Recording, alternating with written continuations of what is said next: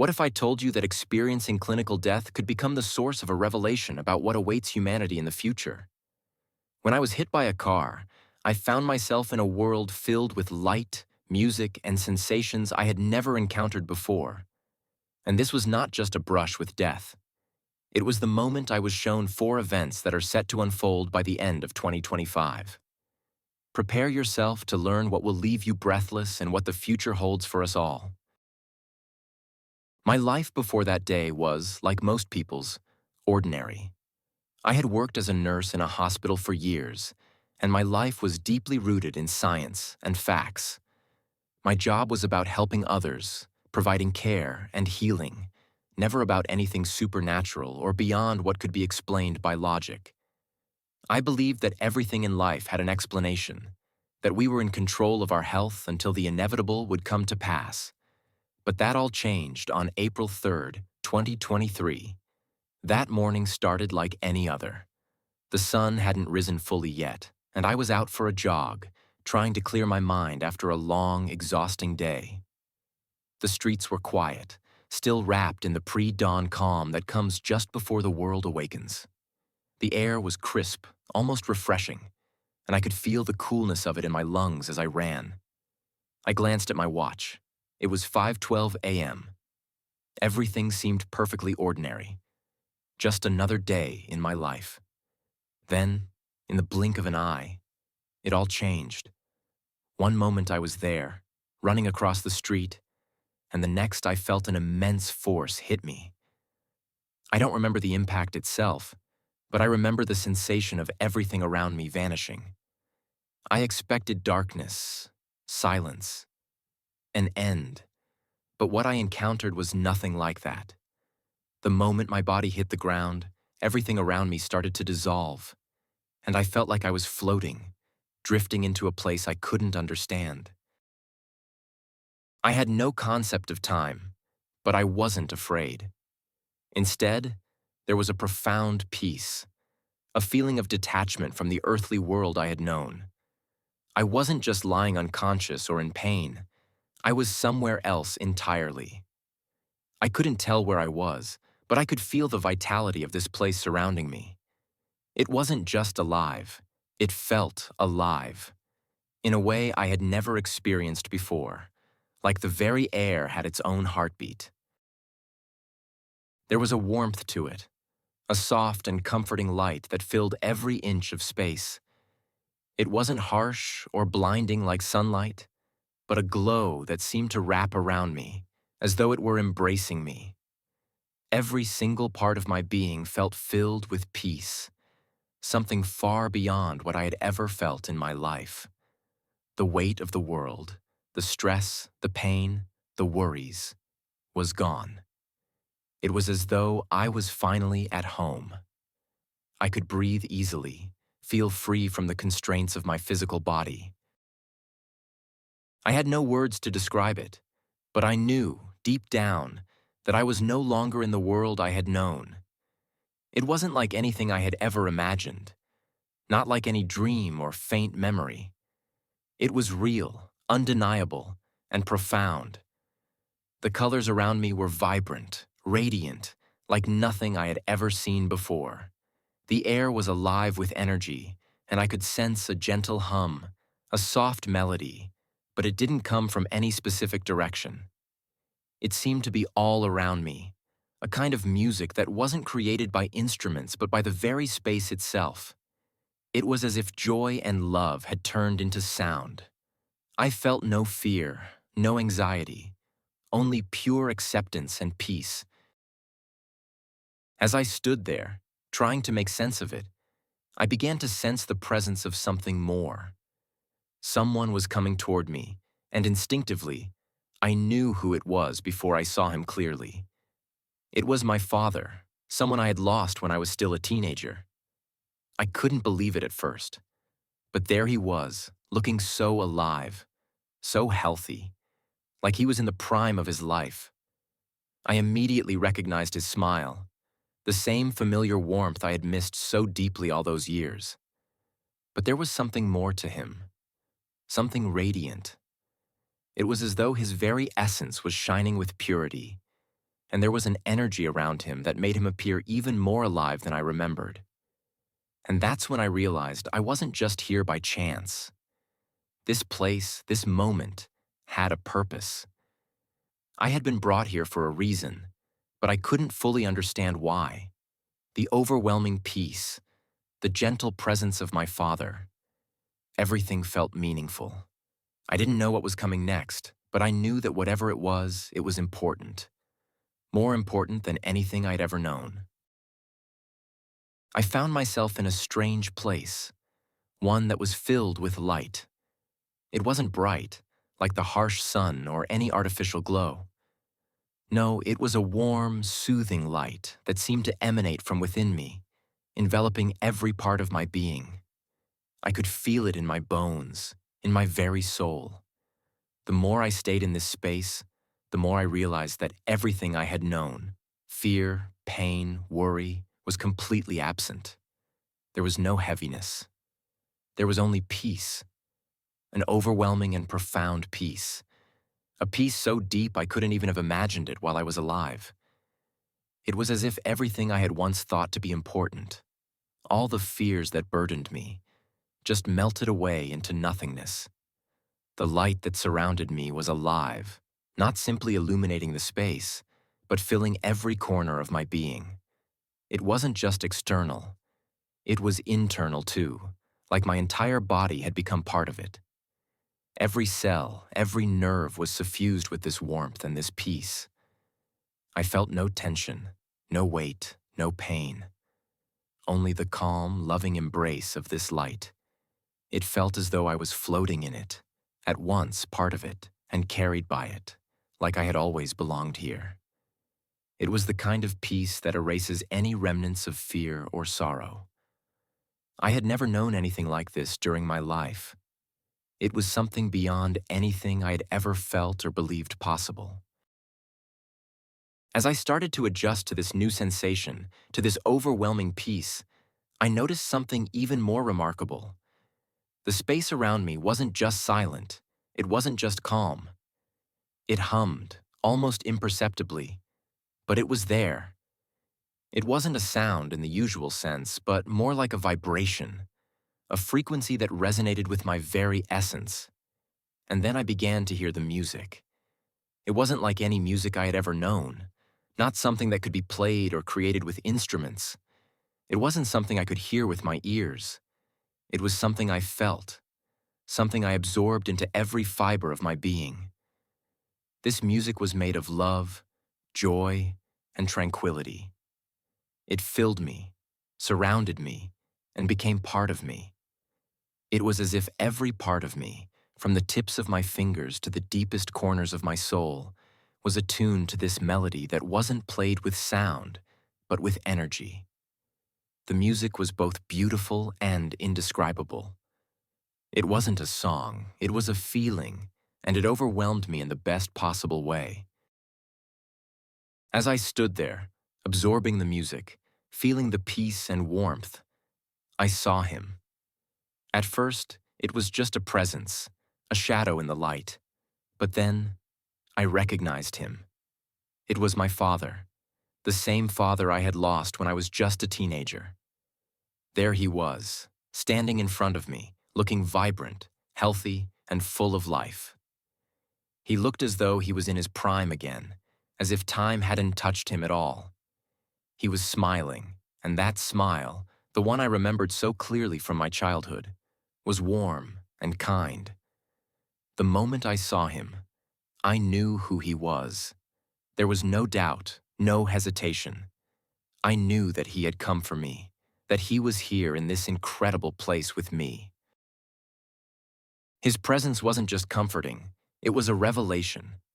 It was as though everything I had once wondered about life, about death, was suddenly clearer. I didn't need to ask him anything. The moment our eyes met, I felt an overwhelming connection. It was as if, without a word, he answered every question I had ever had, every lingering doubt or fear I had held on to for so many years. There was no confusion, no hesitation. His presence was so pure, so full of love, that it wiped away all of the pain I had carried for so long. The space around me seemed to glow brighter, more intensely, and I understood, without a single word being spoken, that this moment was the beginning of something far greater than I could have ever imagined. My father's smile was the same as it had always been, but there was something heavenly about him now, something beyond what I had ever known in my life. He wasn't just my father. He was now part of something much larger, something that I couldn't yet fully comprehend. His essence was pure, and it radiated a sense of love and peace that I had never known before. I didn't need to ask him what was happening. I felt everything. The connection between us was deeper than I'd ever felt in life, and it filled me with more peace and understanding than I could have ever hoped for. In that moment, I knew I wasn't alone, and that I had come to a place where the answers I had been searching for my entire life were waiting to be revealed. Everything in that moment seemed to make sense, and the calmness I felt was not just the absence of fear, but the presence of something far greater, a love and light that surpassed everything I had known on earth. And as I stood there, overwhelmed with emotion and peace, I realized that this was only the beginning. He began to show me the events that were to come, events that would change the world and the lives of everyone in it. The first scene was one I had witnessed many times in my own life. I saw people completely absorbed in their devices, phones, screens, social media. They were all around each other, but they weren't truly present. They weren't talking. They weren't making eye contact. They weren't interacting. It was as if they were living side by side, but in separate worlds. The bright screens illuminated their faces, but their surroundings seemed hollow, empty. The connection between them, the simple human connection, was missing. Jesus spoke, his voice full of sadness, yet gentle. This is the great distraction. The enemy holds them captive in this way, so they forget the eternal values. The second scene that followed was even more disturbing. I saw people staring up at the sky, mesmerized by strange phenomena. There were glowing objects, mysterious beings that seemed to promise peace and prosperity. The people were captivated by these apparitions, their eyes wide with awe, their minds consumed by the promises of these figures in the sky. They were being lured in by what appeared to be a greater truth, a new world order. But Jesus warned me, these are not from me. They are lies. They will deceive many. Do not be swayed by their beauty, for their words are filled with falsehoods. His tone was firm, yet filled with sorrow, as he explained that even the most devout would be tempted by these false signs. Then, the third vision came, a vision of hope, but also of great struggle. I saw waves of people returning to their faith, to prayer, to seeking God. Families were gathering together, praying in unison, crying out for healing and for mercy. Communities began to rise, filled with worship and repentance. But as they began to reconnect with their faith, they faced severe persecution. People who stood firm in their beliefs were attacked, mocked, and even killed for their faith. Despite the trials, their joy remained unshaken. There was peace in their hearts that could not be disturbed, even in the face of unimaginable hardship. Jesus spoke again, his voice full of compassion. Faith will be tested, but those who endure will be rewarded. Stand firm, for the reward is eternal. The final vision was the most awe-inspiring of all. The sky split open, and I saw him, Jesus, returning in all his glory. His presence was so immense, so magnificent, that the entire world seemed to pause. His radiance was beyond anything I had ever seen, and I could feel the power of his arrival deep within me. Legions of angels surrounded him, and the earth itself trembled in awe. Some fell to their knees in worship, while others were filled with terror, realizing that the end was near. But even in their fear, there was an undeniable truth. This was the moment. Jesus was returning. His voice rang out, clear and powerful. I am coming soon, but no one knows the day or the hour. Be ready. As the vision faded, I found myself overwhelmed by the weight of what I had seen. The four events were so real, so vivid, that I could still feel the power of each one in my soul. It wasn't just a warning. It was a call to action. I was being shown the future, not just for me, but for all of humanity. Each event, each revelation, carried its own weight, its own urgency. I knew that the time was coming soon, and that it was crucial for everyone to understand what was about to unfold.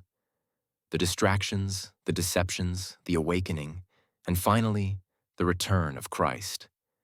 These were the things that would define the future. And I knew, without a doubt, that I had a role to play in sharing this message with the world. It was a message of hope, of preparation, and of unwavering faith. At that moment, the light around me became even brighter, almost blinding in its intensity. I felt a sudden shift, as though the very fabric of my being was being pulled back into something far more familiar, yet vastly different. It was as though I was being drawn away from that peaceful realm, that place of serenity, back to the physical world, back to my body. The warmth, the joy, and the purity of the place I had been in began to fade, replaced by an overwhelming sense of heaviness and physicality. I felt the sharp, almost violent return to my own body, as though I was forcibly re-entering a vessel that had been abandoned. There was pain, intense pain, as if my every muscle and bone was being stretched and torn at the same time. The air in my lungs was thick, and I struggled to breathe, as though I hadn't taken a breath in years. My chest burned with a sensation so sharp, it was like fire being reignited inside of me. I gasped, desperate for air, my lungs working frantically. But still, the pain lingered. It was as if the very act of coming back to life was an excruciating process. My body felt stiff, foreign, as though it no longer belonged to me. Every movement was slow, labored, and full of resistance. My limbs felt heavy, and I could barely move my fingers, as if they were no longer my own.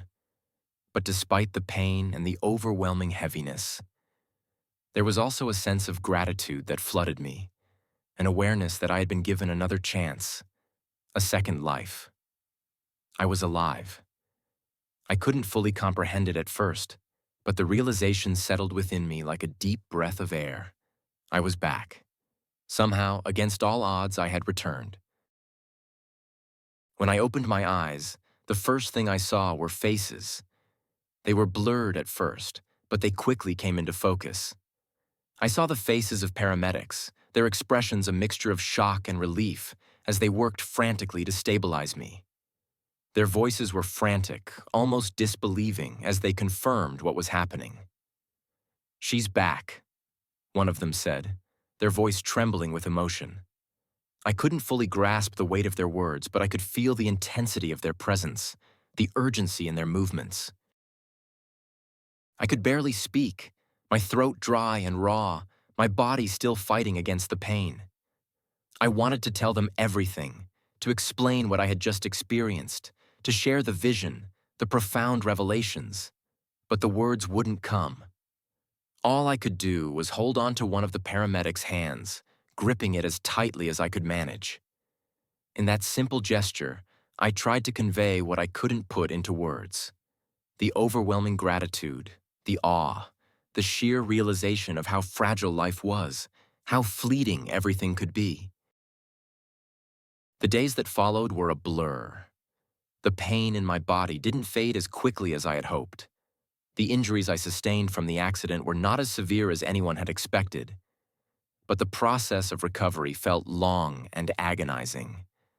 The doctors were baffled by how quickly I healed, describing my survival and recovery as incredible and unexplainable. But for me, it wasn't just a matter of medical recovery. It was something deeper, something beyond the physical. I knew that the experience I had gone through had changed me, and I felt an urgency to share it. But I also knew that I had to process it first.